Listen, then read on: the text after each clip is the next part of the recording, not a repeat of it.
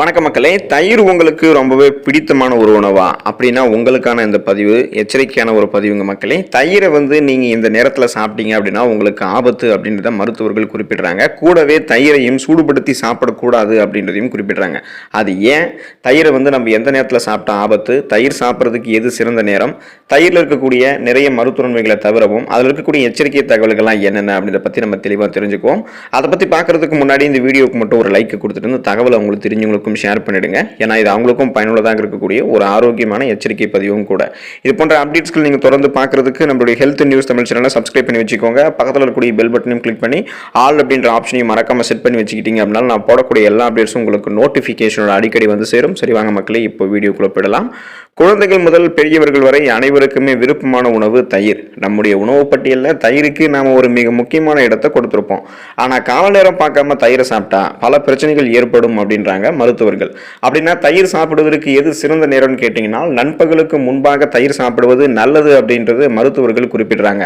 அதாவது காலை உணவுக்கும் மதிய உணவுக்கும் இடைப்பட்ட நேரத்தில் இருக்கக்கூடிய அந்த நேரம் தான் நண்பகல் நேரம். ஸோ அதில் நீங்கள் தயிர் சாப்பிடலாம்.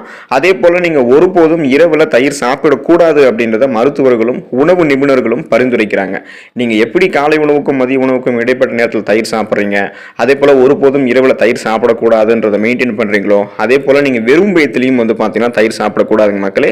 வெறும் வயிற்றுல நீங்க தயிர் சாப்பிட்டீங்க அப்படின்னா உங்களுக்கு பிபின்னு சொல்லக்கூடிய அந்த பிளட் பிரஷர், ரத்த அழுத்தம் ப்ராப்ளம் ஏற்படும். ஸோ அதையும் நீங்க ஃபாலோ பண்ணிக்கணும். தயிரை ஒரு சில பேர் சூடுபடுத்தி சாப்பிடலாமா அப்படின்னு எல்லாம் கேட்பாங்க. தயிரை சூடுபடுத்தியும் சாப்பிடக்கூடாதுங்க மக்களே. அது உங்களுக்கு தீங்கி விளைவிக்கக்கூடியது. தயிர் நீங்க சூடுபடுத்தி சாப்பிடக்கூடாது. அதுக்காக நான் தயிர் ஃப்ரிட்ஜில் வச்சு சாப்பிடலாமா அப்படின்னு நீங்கள் கேட்கலாம். ஸோ அப்படியும் நீங்கள் எடுத்துக்கூடாது. நீங்கள் தயிரில் ஃப்ரிட்ஜில் வச்சிங்கன்னா அதோடைய பண்பே அங்கே உங்களுக்கு கெட்டு போயிடும். அது பார்த்தீங்கன்னா உங்களுக்கு தீங்கி விளைவிக்கக்கூடியதாக மாறிடும். இப்போ நீங்கள் தயிர் மிதமாக இருக்கக்கூடிய தன்மையில் தான் நீங்கள் அதை எடுத்துக்கணும். நீங்கள் தயிர் கூட சிறிது சர்க்கரை சேர்த்து சாப்பிடலாம். அது மாதிரி நீங்கள் தயிரை சிறிது சர்க்கரை சேர்த்து சாப்பிட்டீங்க அப்படின்னா உடனடி உங்களுடைய உடலுக்கு ஆற்றல் கிடைக்கும். ஸோ எனர்ஜி உங்களுக்கு சடனாக திரும்ப கிடைக்க ஆரம்பிக்கும். இப்போ தினமும் தயிர் சாப்பிடலாமா அப்படின்னு பார்த்தீங்கன்னா தினமும் தயிர் எடுத்துக்கொள்ள கூடாதுங்க மக்களே. தயிர் தினமும் சாப்பிடக்கூடிய ஒரு உணவுப் பொருளே கிடையாது. அப்படி நீங்க மீறி தயிரை தினமும் எடுத்துக்கொண்டீங்க அப்படின்னா தயிர் ரத்த குழாய்கள்ல அடைப்பை ஏற்படுத்தக்கூடியதாக மாறிடும். தொடர்ந்து நீங்க தயிர் சாப்பிடக்கூடிய பழக்கம் இருக்கிறீங்க அப்படின்னா உங்களுடைய உடல்ல வீக்கம் ஏற்படும், அரிப்பு ப்ராப்ளம் ஏற்படும், அக்கி போன்ற பிரச்சனைகள்லாம் உங்களுக்கு ஏற்படக்கூடும். இதுக்கு அதிகமான பாசிபிலிட்டிஸ் இருக்கு. தயிர் நீங்க சாப்பிடுவதன் மூலமாக தொடர்ந்து நீங்க தினமும் எடுத்துக்கிட்டே இருக்கீங்க, சூடுபடுத்தி சாப்பிட்றீங்க, காலையில் வெறும் வயிற்றுல சாப்பிட்றீங்க, இரவுல சாப்பிட்றீங்க, தினமும் எடுத்துக்கிட்டே இருக்கீங்க அப்படின்னா உங்களுடைய உடல்ல கொழுப்பு அதிகமாக சேரும். அந்த மாதிரி கொழுப்பு அதிகமாக சேருவதால ரத்த குழாய்கள்ல அடைப்பு, சர்க்கரை நோய் போன்ற பிரச்சனைகள்லாம் உருவாகும். ஸோ நீங்க தயிர் தினமும் எடுத்துக்காதீங்க. தயிர் தினமும் சாப்பிட்றத நீங்க தவிர்த்துக்கோங்க. அப்படின்னா தயிர் எந்த நேரத்தில் எத்தனை நாள் எடுத்துக்கலாம்னு கேட்டிங்கன்னா வாரத்திற்கு 2 அல்லது 3 நாட்கள். ஸோ ஒரு வேளை மட்டும்தான் நீங்கள் தயிர் சாப்பிடணும். அந்த மாதிரி சாப்பிட்றது எந்த விதமான பிரச்சனையும் கிடையாது. நல்லா ஞாபகம் வச்சுக்கோங்க. ஒரு வாரத்தில் 2 நாட்கள் நீங்கள் தயிர் சாப்பிடலாம் அல்லது 3 நாட்கள் சாப்பிடலாம் மிஞ்சி போனால். அதே போல் அந்த 2 நாட்கள் 3 நாட்கள் நீங்கள் தயிர் சாப்பிட்றீங்க இல்லையா, அதையும் நீங்கள் ஒரு வேளை மட்டும்தான் சாப்பிடணும். அதையும் காலை உணவுக்கும் மதிய உணவுக்கும் இடைப்பட்ட அந்த நண்பகல் நேரத்தில் நீங்கள் தயிர் சாப்பிட்றது உங்களுக்கு எந்த விதமான பிரச்சனையும் கிடையாது. இந்த மாதிரி முறைகளை தான் நீங்கள் தயிரை எடுத்துக்கணும். ஸோ இப்போ இந்த மாதிரி முறைகளை விட்டுட்டு தயிரை நீங்கள் மாற்றி எடுத்துக்கிட்டீங்கன்னா உங்களுக்கு என்னென்ன மாதிரியான பிரச்சனைகள் ஏற்படும் அப்படின்றதையும் நம்ம கூடுதலாக தெரிஞ்சுக்குவோம். வாங்க மக்களே, தினமும் தயிர் சாப்பிடுவதால் ஏற்படக்கூடிய பக்க விளைவுகளையும் நம்ம தெரிஞ்சுக்குவோம். பலவீனமான செரிமான அமைப்பு உங்களுக்கு இருந்துச்சு அப்படின்னா அதிக தயிர் நீங்கள் சாப்பிடுவதை தவிர்க்கிறதுக்கு உங்களுக்கு பரிந்துரைக்கப்படுகிறது. நீங்கள் அதிகமாக தயிர் சாப்பிட்டீங்க அப்படின்னா இது மலச்சிக்கலை உங்களுக்கு ஏற்படுத்தும். ஒவ்வொரு நாளுமே அதிக அளவு தயிர் உட்கொள்ளும் போது மட்டுமே இந்த பிரச்சனை ஏற்படும் அப்படின்றத நீங்கள் நினைவில் வச்சுக்கோங்க. ஸோ அதனால் நீங்கள் தயிர் சாப்பிடுவதை தவிர்த்துக்கிறது ரொம்ப நல்லது.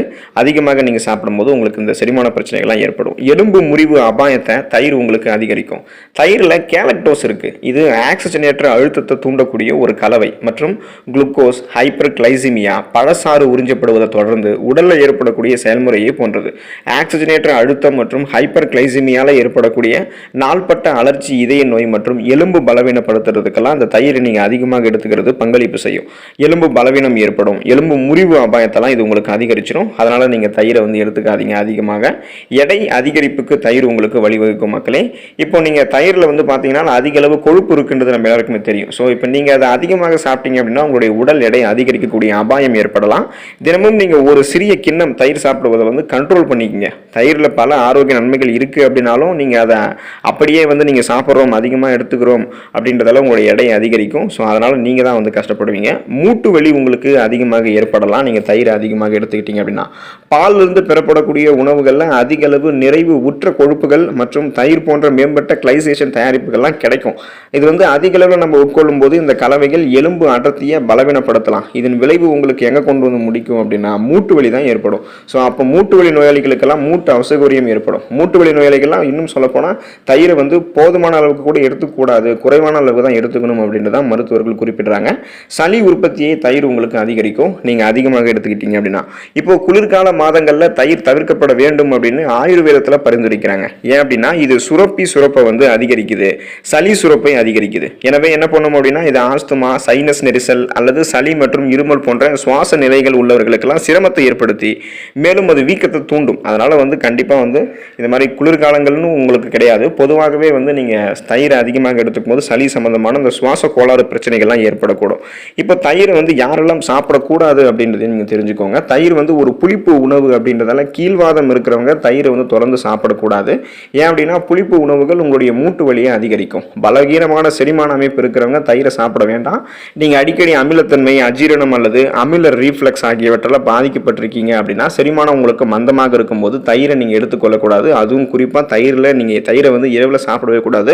இரவில் நீங்கள் தயிர் உட்கொள்வது உங்களுக்கு உடல் நல்ல அசௌகரியங்களை ஏற்படுத்தலாம். சுவாச நோய் பாதிப்புள்ளவர்கள் தயிரை வந்து தவிர்க்கணும். ஆஸ்துமா நோயாளிகள், இருமல் மற்றும் சளியால் பாதிக்கப்பட்டவர்கள் மற்றும் பிற சுவாச நோய்களால் பாதிக்கப்பட்டவர்கள் இரவில் தயிர் சாப்பிடக்கூடாது. ஏன் அப்படின்னா தயிரில் சளியை ஊக்குவிக்கக்கூடிய பண்புகள் இருக்குன்னு முன்னாடியே சொல்லியிருந்தோம். ஆகையால இந்த முறைகளில் கண்டிப்பாக வந்து தயிரில் இருக்கக்கூடிய தீமைகளையும் தெரிஞ்சுக்கிட்டு தயிரை உங்களுக்கு போதுமான அளவுக்கு எடுத்துக்கோங்க.